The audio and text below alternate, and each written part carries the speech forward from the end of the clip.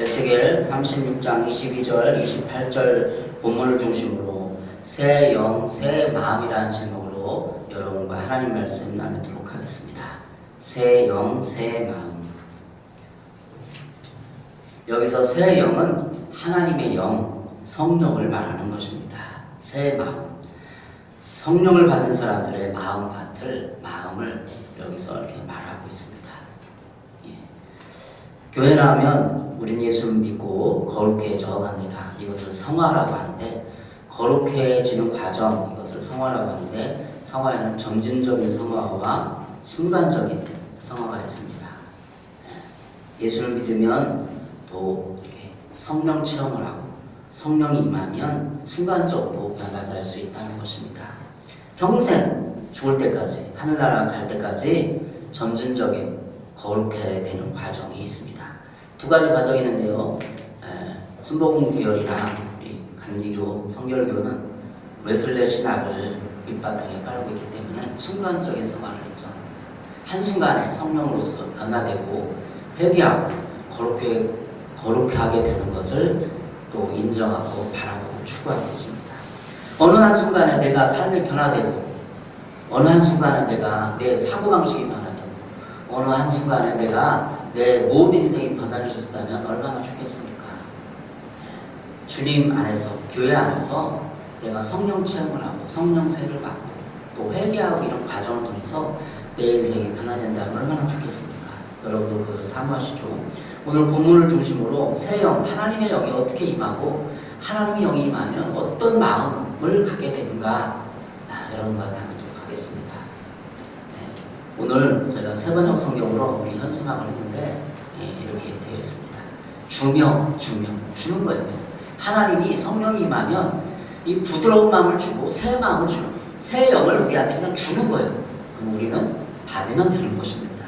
그런데 하나님 앞에 나와서 그냥 가만히 있으면 주는 게 아니라 내 마음을 찢고, 내가 하나님 앞에 진짜 아무것도 아닌 피조물을 인정하고, 내 마음이 굳은 걸, 딱딱한 걸 인정하고, 내가 상처받았다는 걸 인정하고, 내가 죄인인 것을 인정하고, 주님 불어주면 주는 거죠. 그냥 나와 있어서 마음도 안 들고 가만히 있으면 주는 게 아니에요. 그래서 기도원이나 우리나라 1960년대, 70년대 기도원 집회나 교회 집회 가면 막 어떻게 하죠? 우리가? 기도원이나 집회 가면 막 눈물을 치고 회개하고 몸을 굴리고 막 그러는 거죠. 하나님을 주되 그냥 주는 게 아니라 내 마음을 찢을 때 주는 거죠. 내가 죄인입니다. 나는 진짜 나쁜 놈입니다. 나는 하나님 앞에 거지 같은 존재입니다. 이런 마음 자세를 가지고 주님을 부르짖을 때 주는 거지 그냥 주는 게 아니에요. 그래서 교회에서 성령 집회를 한다든지 기도원 사역을 한다든지 은사 사역을 한다 그러면 시끄러워야 돼요. 왜? 내가 내 자신의 마음을 오픈해야 하기 때문에. 그냥 내가 내 마음을 오픈한다고 의지를 들어서 오픈하는 게 아니에요. 막 내가 내 살과 내 마음을 찢고 막 이렇게 해야 열리는 거예요. 그래야 주님이 부어주는 거예요. 부드러운 마음을 주고 새 마음을 주고 성령을 부어주는 거지 어느 누구한테 안 주는 거죠. 물론 하나님 우리를 인도하시고 구원받기 위해서 하나님이 차근차근 역사 주시고 인도하시고 교회로 인도하시고 가난한 마음을 주시고 주위 사람을 권면해 주셔요. 그걸 선의 은총이라고 합니다. 하나님이 내가 반응을 안 해도 주위 사람들도 환경을 통해서 기도를 인도하고 교회를 인도하고 자꾸 권면하고 주위 사람 예수 믿는 사람을 통해서 교회에 가자 이렇게 하는 것이 선의 은총이에요. 내가 주님 앞에 신의 존재에 대해서 아무런 생각도 안 했는데 주위에서 나를 이끄는 과정을 선의 은총이라고 합니다. 하나님 우리 교회 나와서 어떻게 하면 새 마음을 갖게 될까? 오늘 본문을 통해서 쭉 묵상하고 연구하는 가운데 여러분과 같이 나누도록 하겠습니다. 예. 오늘 22절에 보면 그러므로 너는 이스라엘 족속에게 이르기를 주 여호와께서 이같이 말씀하시기를 이스라엘 족속아 내가 이렇게 행함은 너희를 위함이 아니요 너희가 들어간 그 여러 나라에서 더럽힌 나의 거룩한 이름을 위함이다 말하고 있습니다. 이렇게 내가 너희에게 은혜를 베푸고 너희를 부드러운 마음을 주고 영을 부어준 이유는 너희 때문에 그냥 나의 이름 때문에 그렇게 하는 거야. 하나님의 이름 때문에. 이 세상은 내가 내 이름을 위하여 살아가지고 이름을 드날려게 20인 양명 많이 공부해서 가문을 세우고 나라를 세우고 내 이름 때문에 나라를 세우는 거예요. 결국은 나라를 위해 헌신하는 거예요. 이게 타락한 인간의 죄인의 근본적인 죄성, 속성입니다. 그래서 성령을 받고 하나님의 영이 임하면 어떻게 변화되느냐? 자기 중심주의가 깨져버리는 거예요. 나 중심주의. 내가 우주의 중심이 되어 내 영광과 내 성공과 내 행복을 위해서 발버둥치고 몸부림치고 배우고 자기 관리하고 자기 개발하고 모든 것이 깨져버리고 하나님 중심적으로 바뀌는 거예요. 성령이 임하면. 교회 와서 사고방식을 바꿔야 되는데 내 중심주의에서 하나님 중심주의로 바꾸는 과정이 성화의 과정이에요. 자기 유익, 자기 돈, 자기 만족을 위해서 살아갈 때 우리는 이기주의에 빠집니다. 오늘 에스겔서 30장 22절에도 하나님이 성령을 부어주고 너희를 고쳐주고 치료하고 회복시키는 이유는 내 이름을 위해서다. 하나님의 이름을 위해서지 네 이름을 위해서가 아니다. 이 바뀌어야 돼. 우리의 근본적인 사고방식이 내가 살아가는 방식이 바뀌어야 되는 거죠. 역사적인 상황을 이 에스겔서는 포로기 지금 36장은 포로기 이후의 상황에 하나님이 이스라엘 민족을 이렇게 회복할 것이다 예언을 하고 있습니다. 그런데 이 회복이라는 것이 어떨 때 오느냐? 어떨 때 오겠어요? 하나님의 예배가 그 당시에 제사가 회복되고 모든 성전 제사가 회복돼서 하나님 중심주의로 이 나라가 운영될 때 회복되는 거죠. 하나님이 왜 우주를 창조하시고 사람을 창조하셨는가? 이 생각을 하면서 내 사고방식과 인생의 모든 게 바뀌어야 되는 거죠. 그리고 오늘 하루를 향한 하나님의 뜻이 무엇인가? 지금 가정에서 직장에서 하나님의 뜻이 나를 향한 하나님의 뜻이 무엇인가? 성령의 사람은 이렇게 생각이 바뀌어요.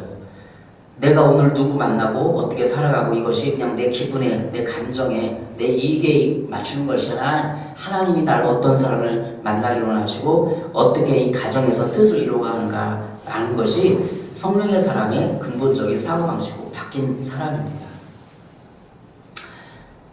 인생은 타인을 위한 삶이 아니라 나 자신을 위한 삶이 대부분입니다. 예수 안 믿으면. 예수 믿어도 마찬가지고. 다시 말하면 자기 중심주의, 타인을 짓밟고 올라가서 내가 거기서 만족을 누리는 것이 삶입니다. 사람들은 다 그렇게 생각을 안 하죠. 그러나 행복을 위해서 다른 사람에게 사회를 이루어서 살아가는 생각하죠.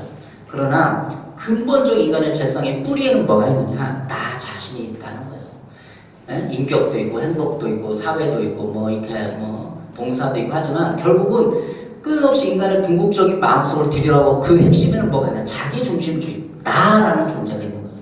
그래서 이 사회나 교육이나 문화로 다 덮고 있는 거예요. 네? 그리고 심리의 근본적인 것은 자기 방어 기제.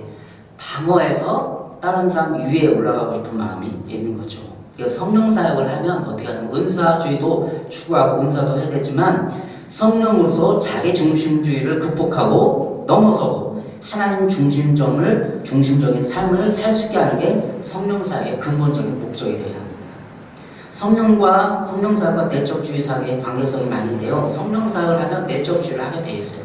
하나님은 성령이 임하면 그 마음 속에 있는 쓴뿌리들, 상처들을 어루만지고 치유하고 그래서 새 사람이 새 마음을 부어주게 돼 있는 것입니다. 그래서 성령 사역한다, 성령 은사 집회를 한다, 뭐 한다 하면은 꼭 그 사람들이 어떤 마음을 가지고 죄악된 생각들, 사고방식을 만져주고 이루어주고 하나님이 성령님 그렇게 하시니까 그걸 해야 되는 거죠. 오늘 본문에서 25절을 보면 이렇게 기록하고 있습니다. 맑은 물을 너에게 뿌려서 너희로 정결하게 해야 돼요. 맑은 물을 뿌려서 정결하게 해주는 사역이 성령 사역이고 하나님 그렇게 하신다는 것이고 성령 은사 집회를 반응하면은 결국은 맑은 물로 뿌리는 회개 사역을 하게 되는 것입니다. 물로 씻는 것입니다. 고린도서 10장 1, 3절에 보면 형제들아 나는 너희가 알지 못하길 원하지 아니하노니 우리 조상들이 다 구름 아래에 있고 바다 가운데에 지나며 모세에게 속하여 다 구름과 바다에서 세례를 받고 모세가 출애굽할 때 홍해를 건널 때 그 물 방울들이 막 튀는 거예요. 이렇게 막 지나가면 막 튀어가고 머리에 붓고 하는 거예요. 그것을 고린도전서에는 세례다 이렇게 얘기하는 것입니다. 그러면 이스라엘 백성들이 애굽 땅에서 노예로 살다가 가나안 땅에 들어오는 과정을 성화의 과정, 구원받는 과정으로 상징하고 얘기했을 때 홍해를 건너는 것을 세례로 얘기하는 거예요. 오늘 맑은 물로 뿌려서 너에게 정결하게 한다는 것을 세례로 이해하는 것입니다. 세례의 의미는 맑은 물로 뿌려갖고 옛사람이 있고 새사람이 된다는 의미입니다. 여러분의 삶 가운데 예수님 믿고 이 맑은 물로 뿌려서 정결하게 되는 과정이 꼭 필요한 것이죠.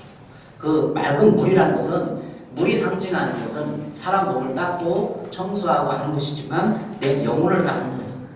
그래서 성령 세례는 성령으로서 내 모든 죄악들을 닦아버리고 깨끗하게 만들어준다는 것이죠. 25절에 너희에게 모든 더러운 곳에서 모든 우상 숭배에서 너희를 정결하게 하겠다라는 것입니다. 그래서 성령 사역을 하고 하면은 내 몸이 정결해지고 된다는 거죠. 에스겔서 36장 17절에 보면 인자는 사람을 말하는 거죠. 사람아, 이스라엘 족속이 그들의 고국 땅에 거주할 때에 그들의 행위로 그 땅을 더럽혔나니. 이스라엘 왜 망했나요? 하나님 앞에 범죄했기 때문에 망한 거죠. 행위로 더럽힌 이스라엘이었습니다. 맑은 물을 뿌린다는 것은 더럽기 때문에 뿌린다는 것 아닙니까? 목욕을 하면 깨끗이 물로 뿌려서 깨끗하게 하는 것입니다. 이 정결, 깨끗하고 깔끔함은 더러운 집에서 더욱 소중합니다. 옷이 더럽고 지저분하면 우리의 마음이 불편하고 힘이 듭니다. 내 옷이 지금 막 더럽고 불편해요. 집도 더러워요. 그 마음이 굉장히 막 불편하고 막 그렇죠? 짜증나고 그렇죠? 하나님도 우리가 범죄하고 더러우면 불편하고 화가 나는 거예요. 그냥 하나님이 그냥 어느 한순간에 부어주겠다는 게 아니라 하나님 화가 나는 거예요. 이스라엘 백성 내 아들 딸들이 더러워졌고 막 더러운 집에서 살 때 욕을 얻어먹고 있어요. 그럼 하나님 마음에 화가 나는 거예요. 화가. 그래서 내 아이들이 더러우면 안 되니까 깨끗해주고 씻겨주고 회복시켜주는 거예요. 그게 하나님의 아버지의 마음입니다. 왜냐하면 하나님 거룩하시고 깨끗한 분이시기 때문입니다. 그래서 우리를 깨끗하게 하시길 원하십니다. 2절에 두 번째, 새 영을 너희 속에 두고 새 마음을 너희에게 주되라는 의미는 새 영은 성령을 말하는 것인데 성령은 우리의 마음속에 주길 원하십니다. 먼저 마음이 정결해야 합니다. 하나님은 은총으로 우리에게 성령을 부어주십니다. 그래서 새 마음을 주십니다. 새 마음이 지금 우리에게도 필요합니다. 성령께서 먼저 우리의 마음을 만져주시고 우리를 회개케 하시며 위로하십니다. 그리고 새 마음을 주십니다. 사도행전 1장 8절에도 오직 성령이 너에게 임하시면 너희가 권능을 받고 예루살렘과 온 유대와 사마리아 땅끝까지 이르러 내 증인이 되리라 하시니라. 성령이 임하면 권능을 받게 되는 것이죠. 성령이 임해야 됩니다. 에레미야 31장 31절에는 여호와의 말씀이라. 보라 날이 이르니 내가 이스라엘 집과 유다 집에 새 언약을 맺으리라. 32절 이 언약은 내가 그들의 조상들의 손을 잡고 애굽 땅에서 인도내던 날에 맺은 것과 같지 아니할 것은 내가 그들의 남편이 되었어도 그들이 내 언약을 깨뜨렸음이라. 여호와의 말이니라. 이스라엘 백성이 출애굽해서 홍해를 건너고 세례를 받고 시내산에서 하나님과 시내산 언약을 맺어 계약을 맺어 약속을 하죠. 근데 너희가 하나님을 잘 섬기면 너에게 끝없이 복을 주고 너희가 하나님을 떠나면 징계와 벌이 있을 것이다 라고 언약을 맺어요. 근데 이스라엘 역사를 뒤돌아봤을 때 이스라엘이 끊임없이 사사시대를 통해서 왕국시대를 통해서 한편 범죄하고 그것을 지키지 않았어요. 그래서 에레미야 31장 32절 말씀은 남편이 되어서도 그 언약을 깨뜨렸습니다. 그 언약을 지키지 않았다는 거예요. 그래서 하나님은 이스라엘 백성과 어떻게 하기 원하는 방법론상으로 새 언약을 맺겠다는 거예요.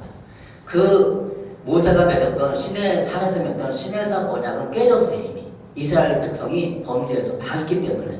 그럼 새 언약이 필요한데 어떤 새 언약이 필요하느냐? 에레미야 31장 33절에 말하고 있습니다. 그러나 그날 후에 내가 이스라엘 집과 맺을 언약은 이러하니 곧 내가 나의 법을 그들의 속에 두며 그들의 마음에 기록하여 나는 그들의 하나님이 되고 그들은 내 백성이 될 것이라. 여호와의 말씀이라. 새 언약은 하나님의 법을 그들의 마음속에 두고 그들의 마음속에 기록한다는 거예요. 이것이 새 언약입니다. 근본적인 방법입니다. 그래서 언약은 이스라엘과 맺었던 언약이 파기되었고 우리의 마음속에 예수를 믿는 사람들의 마음속에 이미 하나님의 법을 주고 마음에 기록했다는 거예요. 그래서 성령님은 어디 계셔? 우리 마음에 계신 거죠. 그래서 성령님을 찾을 때 하늘에서 찾는 게 아니라 내 안에 계신 성령님을 찾아서 하나님 그 성령님의 음성에 귀 기울이고 성령님을 통하여서 능력을 공급받고 성령님을 통해서 인격이 변화되고 거룩하게 되는 것입니다. 하나님은 너 육신에서 굳은 마음을 제거하고 부드러운 마음을 줄 것이며 오늘 말하고서 26절에 말하고 있습니다. 바로 세 번째 성경에 여기 현수막에 기록해 놓았는데 부드러운 마음을 준다는 거예요. 육신에서 굳은 마음을 제거하고. 굳은 마음이 어떤 마음일까요? 굳은 마음은 상처와 억울함과 열심히 하는데도 거절되고 인정받지 못한 마음입니다. 사람에게는 온갖 건강하지 못한 마음이 있습니다. 그런데 이것이 마음을 굳게 합니다. 건강한 마음은 부드러운 마음입니다. 희노애락이 분명한 사람입니다. 잘 웃고 잘 울고 악에 분노하고 그러나 절제할 줄 알고 즐거움이 가득한 사람입니다. 너무나 많은 감정을 억압하고 감정이 무뎌지고 굳어지게 되어 있습니다. 사람이 상처를 받게 되면 그렇죠. 또한 제약으로 마음이 굳어집니다. 용서하지 못합니다. 그리고 미움과 분노, 원망 이런 것이 마음을 굳어지게 합니다. 하나님은 이스라엘 민족이 포로 생활에서 받은 상처들을 치유하시겠다고 에스겔서에서 선포하셨습니다. 포로 생활에서 가장 마음의 문제는 상처받는 마음인데 바로 버림받았다는 거절감입니다. 하나님이 뭘 하시나? 왜 우리 민족을 이렇게 망하게 하셨나? 우리 이제 희망이 없다. 그런 거절감이죠. 하나님에 대한 신앙인 것입니다. 그들은 이런 포로 생활 가운데 버려지고 잊혀지고 무시당하고 억울함을 당했습니다. 그래서 하나님은 굳은 마음 때문에 이스라엘 백성과 관계를 맺기 힘들었습니다. 왜? 이스라엘 백성이 포로 70년 동안 다 억울하고 막 쓸쓸하고 고통스럽고 그런 상처가 있기 때문에 하나님이 제사를 받으시니까 다 사람들이 그런 마음이에요. 제사가 제대로 안 올라와요. 그래서 그들에게 치료의 메시지를 전하고 치료하겠다, 위로하겠다, 너희를 회복시키겠다 자꾸 메시지를 주는 겁니다. 그들의 종교적이고 신앙적인 행위들이 문제가 되는 것입니다. 굳은 마음으로 하나님 앞에 마음문이 열리지 않는 제사와 예배가 무슨 소용이 있겠습니까? 신앙생활은 내 마음속에 계신 성령님을 인정하고 음성을 듣고 귀 기울이는 것입니다. 마치 이스라엘 백성이 하나님을 열심히 섬기겠다고 신의 언약을 맺었는데 그렇게 못한 것처럼 우리는 하나님의 영, 성령이 도움 없이는 신앙생활을 할 수 없고 하더라도 노력하더라도 율법적인 것밖에 안 된다는 것이죠. 그러면 내 양심이 일깨우게 됩니다. 내 마음에 계신 성령님을 인정하고 기울이면 양심이 일깨우게 됩니다. 성령의 사람은 은사가 충분한 사람이기도 하지만 마음이 깨끗한, 양심이 깨끗한 사람입니다. 인간관계의 악은 자신의 소유를 가지고 소유로서 남을 지배하려는 것입니다. 돈으로서 남을 지배하고 조종하는 사람은 소유로서 행복을 찾고자 합니다. 그런데 마치 새 마음을 가진 사람은 내가 하나님 앞에 서 있는 것 아무것도 아닌 존재임을 알고 관계를 평등하게 설정합니다. 높고 낮음이 없습니다. 하나님 앞에 다 형제요 자매입니다. 물론 질서와 주식은 있습니다. 그런데 하나님 아버지 앞에 형제로서 이해하게 됩니다. 인간이 수단이 아닌 내가 돌보고 내가 사랑해야 할 대상으로 여겨지게 됩니다. 이것이 새 마음을 가진 사람들의 마음입니다. 성령의 사람, 성령이 지배하는 사람은 돌같이 굳은 마음이 없고 양심이 일깨워져서 희노애락이 분명하고 하나님의 마음과 하나님의 사랑을 간직한 사람입니다. 오늘 본문은 새 마음을 이야기합니다. 새 마음은 상처난 마음이 회복된 마음입니다. 이스라엘 포로기에 억울함과 거절감과 자존감이 상처났을 때 하나님은 새 영을 부어주셨습니다. 또 내 영을 너희 속에 두어 너희로 내 율례를 행하게 하리니 27절에 말하고 있죠. 이 율례라는 단어가 히브리의 호카라는 단어인데 그 호카는 하나님 앞에 하나님 그 울타리 안에서 좁은 문으로 들어가서 하나님과 호흡하며 예배를 드린다는 그런 의미입니다. 다시 말하면 율례는 하나님께서 지정하신 절기들을 의미합니다. 구원받은 백성이라면 하나님께서 명령하신 삶을 살아야 합니다. 율례는 구원받은 백성들이 삶에서 지켜나가야 할 것들을 말하는 것입니다. 아브라함은 이 모든 것을 지켰기 때문에 하나님께 인정받고 믿음의 조상이 된 것입니다. 창세기 26장 5절에 보면 이는 아브라함이 내 말을 순종하고 내 명령과 내 율례와 법도를 지켰음이라 하시니라. 그런데 우리는 이 율례는 신약에서는 행위뿐 아니라 마음속에 숨은 의도 또한 마음까지 포함하는 것입니다. 신학적인 의미는 이 마음의 의도, 마음까지 포함한다는 것이죠. 이 율례라는 것이 율례와 법도와 계명 이런 것을 말하는 거죠. 그냥 그 행위 규정이 아니라 그 규정을 떼어서 왜 그 규정을 지키려고 하느냐, 이까지 신학에서는 성령께서 조명하시고 깨닫게 해준다는 것입니다. 그래서 우리는 하나님 예수님이 이 땅에 오시고 진정한 죄의 모습이 드러났기에 우리는 성령께서 돕지 않으면 행위는 우리가 조절해서 할 수 있을지 몰라도 마음에 굳은 것을 못 벗겨냅니다. 성령님의 도우심, 성령님의 사역이 아니고서는 내 굳은 마음을 벗겨낼 수가 없습니다. 굳은 마음, 억울하고 짜증나고 원망하고 미워하고 질투하고 이 마음이 굳은 마음 아니겠습니까? 마음이 굳어져서 주님의 사랑의 계명을 지킬 힘이 없습니다. 이제 내 영을 너희 속에 둔다는 표현을 깊이 되새겨야 합니다. 하나님 우리에게 이렇게 새 영을, 새 마음을 부어주기를 원합니다. 이 구약 성경에서도 끊임없이 우리에게 말했던 것처럼 신약 성경에도 성령이 이루어진 성령의 사람들에 대해서 끊임없이 말하고 있습니다. 고린도서 3장 16절 너희는 하나님의 성전인 것과 하나님의 성령이 너희 안에 거하시는 것을 알지 못하느냐. 성령이 어디 있다고? 너희 안에. 어디 안에? 뭐 간에 있습니까? 이 마음이 있는 그 마음. 성령이 너희 마음 안에 있어갖고, 그죠? 17절. 누구든지 하나님의 성전을 더럽히면 하나님이 그 사람을 멸하시리라. 하나님의 성전은 거룩하니 너희도 그러하니라. 하나님의 영 성령이 우리 안에 계셔서 우리를 인도하시고 음성을 듣게 만들어 주시는 것입니다. 그래서 이 예언 사역도 성령이 하나님께서 우리에게 말씀 주는 게 아니라 우리 안에 계신 성령님이 우리에게 말하게 하심을 통해서 예언이 나오는 거예요. 그래서 제가 여러 공부를 했지만 상담이나 치유나 또 심리학을 공부하면 이 사람이 이렇게 자기 자유 연상을 통해서 그냥 연상을 통해서 얘기를 하는 거죠. 상담학자나 이렇게 어떤 상담자에 가서 연상을 통해서. 근데 성령님께 성령님 내가 오늘 어떻게 살아야 됩니까? 내가 이렇게 왜 화를 냈습니까? 내가 이 문제가 무엇입니까? 하면은 성령이 내 안에 계시기 때문에 환상을 통해서 또 마음을 통해서 느낌을 통해서 나를 딱 일깨우고 알려주는 거예요. 그래서 예언사역은 그러한 것이 많이 훈련돼요. 하나님의 마음 듣고 내 안에 계신 성령님을 인정하고 이 성령님이 어떻게 말하는지. 성령님은 다시 말하면 내 마음의 양심을 일깨우는 거예요.